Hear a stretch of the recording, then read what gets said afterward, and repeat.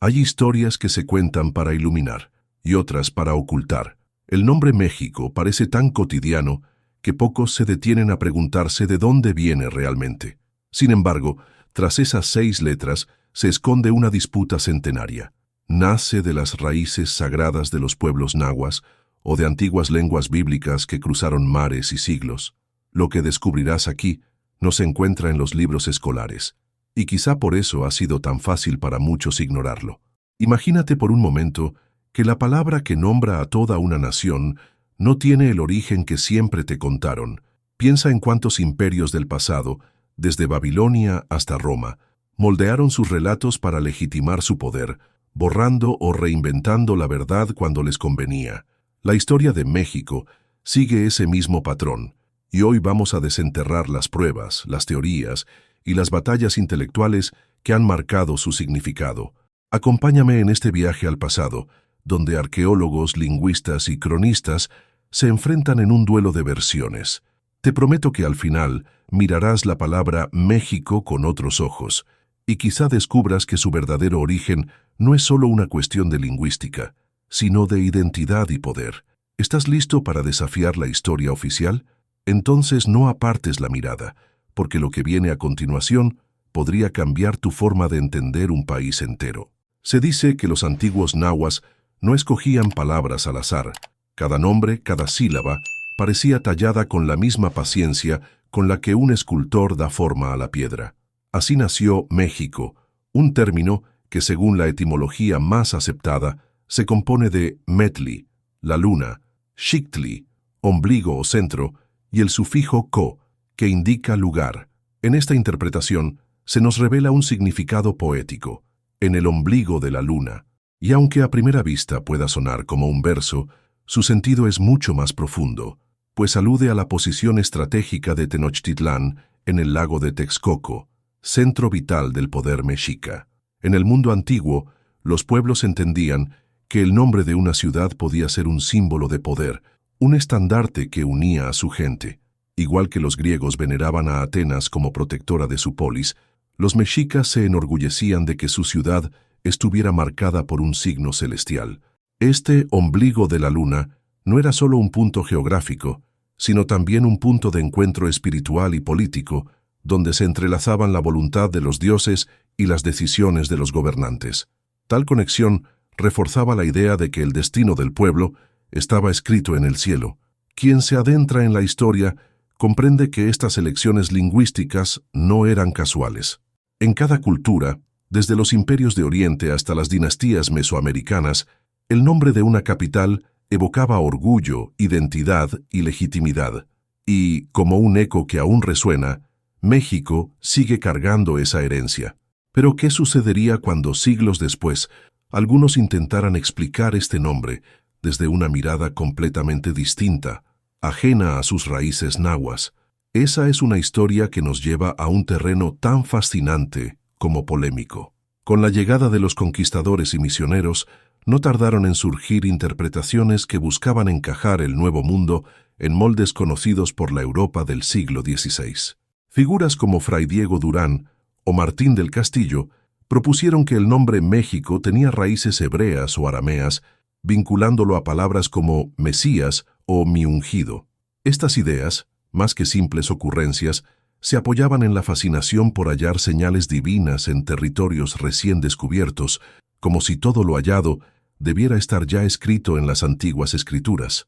En aquellos tiempos, la mentalidad colonial no concebía que una civilización pudiera florecer sin una conexión directa con los relatos bíblicos. Igual que en la Edad Media se reinterpretaba la historia de Roma para ajustarla a la narrativa cristiana, los cronistas buscaban en los nombres indígenas ecos de un pasado sagrado.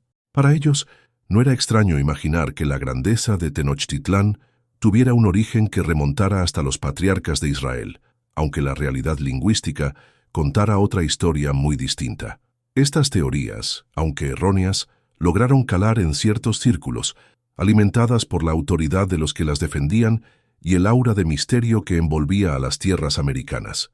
Pero en la historia, como en la guerra, no siempre gana la verdad en el primer enfrentamiento. A veces las ideas se imponen más por el peso de quien las pronuncia que por la solidez de sus fundamentos. Y así, durante décadas, la sombra de estas hipótesis se proyectó sobre la interpretación del nombre México, hasta que nuevos métodos de estudio empezaron a desafiar este viejo paradigma. Con el paso de los siglos, la ciencia comenzó a afilar sus herramientas y la lingüística histórica trajo consigo un método comparativo capaz de desentrañar linajes enteros de lenguas. Fue así como el náhuatl se confirmó como parte de la familia uto-azteca, sin la menor conexión con idiomas semíticos. Las similitudes con el hebreo o el arameo, tan proclamadas en tiempos coloniales, quedaron reducidas a simples coincidencias sonoras, inevitables en un mundo con miles de lenguas y miles de años de historia. A la par, la arqueología moderna reforzó estas conclusiones.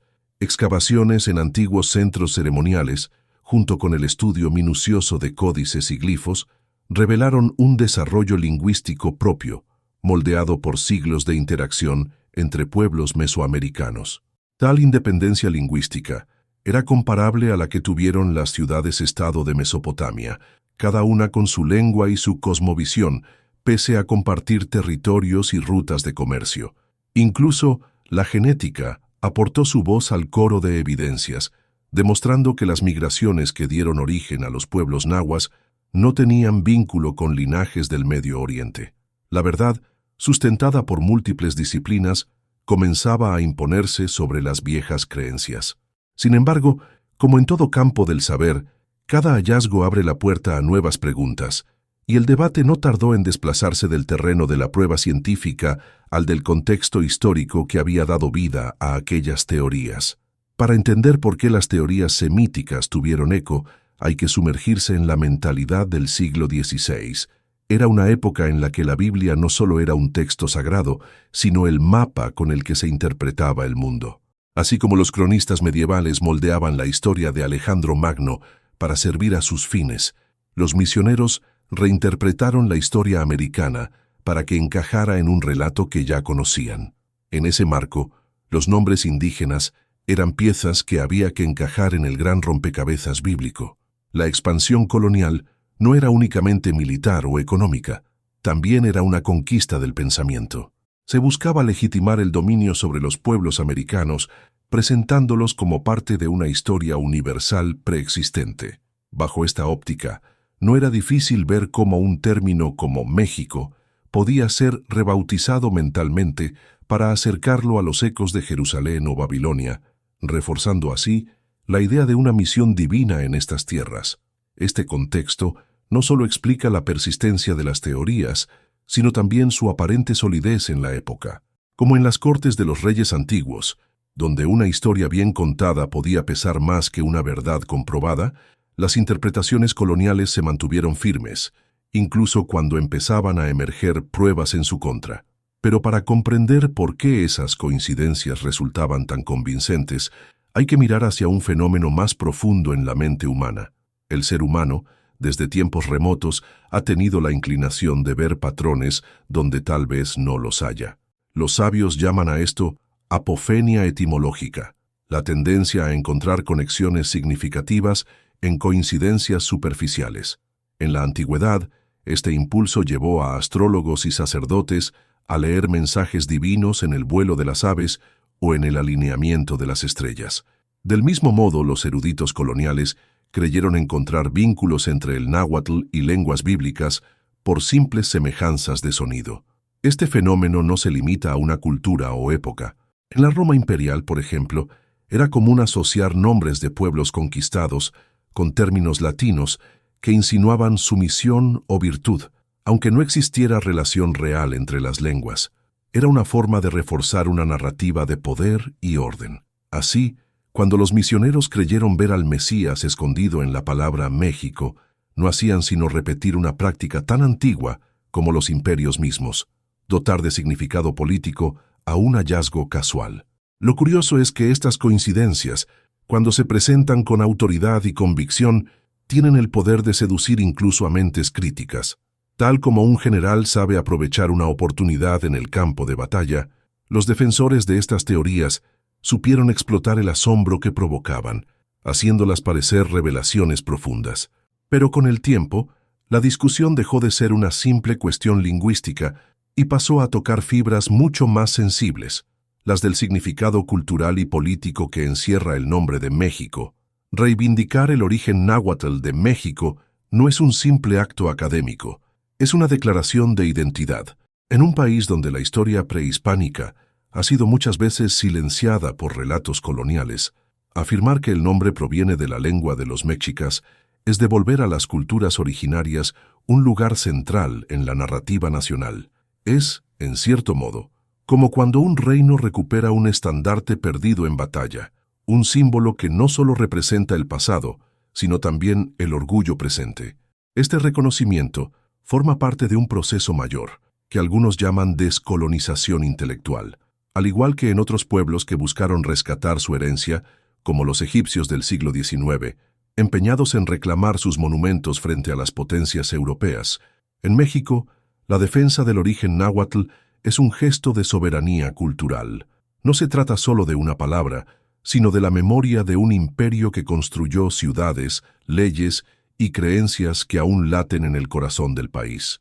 La fuerza de este significado es tal que incluso hoy discutirlo despierta pasiones, porque no se debate únicamente sobre etimología, sino sobre quién tiene el derecho de narrar la historia. Y aunque la ciencia moderna ya haya zanjado gran parte del debate, queda por ver cómo ese consenso se refleja y se defiende en la esfera pública, un terreno donde las viejas teorías todavía encuentran eco.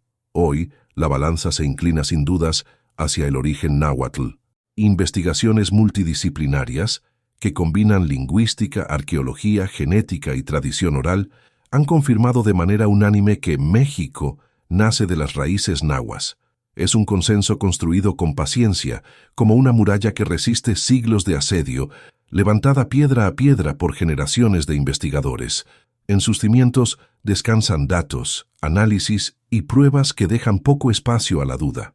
Los estudios lingüísticos han comparado decenas de lenguas mesoamericanas, reconstruyendo caminos migratorios y evoluciones fonéticas que encajan perfectamente con el náhuatl.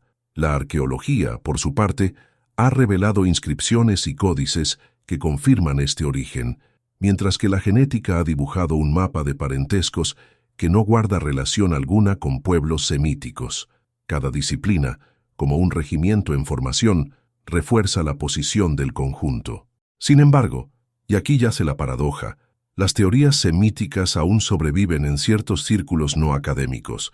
Falta de acceso a información actualizada, romanticismo por lo misterioso o resistencia a abandonar creencias heredadas. Las razones son variadas, y así como en viejas fortalezas aisladas que resisten aún sabiendo que la guerra ya está perdida, estas ideas persisten, recordándonos que la historia no solo se escribe con pruebas, sino también con las creencias de quienes la cuentan. Ahora que conoces las raíces verdaderas y las sombras que han intentado cubrirlas, la historia de México deja de ser un simple dato etimológico para convertirse en un espejo de nuestra propia identidad. Lo que aprendimos hoy no es solo una cuestión de nombres, sino una lección sobre cómo el poder, la fe y la ambición han moldeado las narrativas que nos definen. Y la pregunta inevitable es, ¿cuántas otras verdades aceptadas esconden relatos aún por descubrir? Te invito a reflexionar. Si el nombre de un país puede ser reinterpretado por siglos, ¿qué no podría pasar con los eventos más importantes de la historia? ¿Quién decide qué versión llega a nosotros y cuál se queda en el olvido?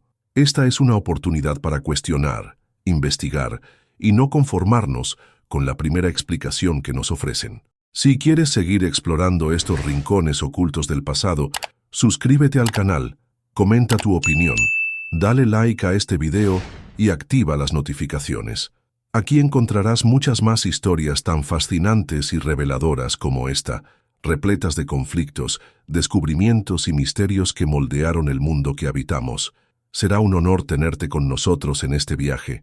Te veo en el próximo video. Hasta la próxima.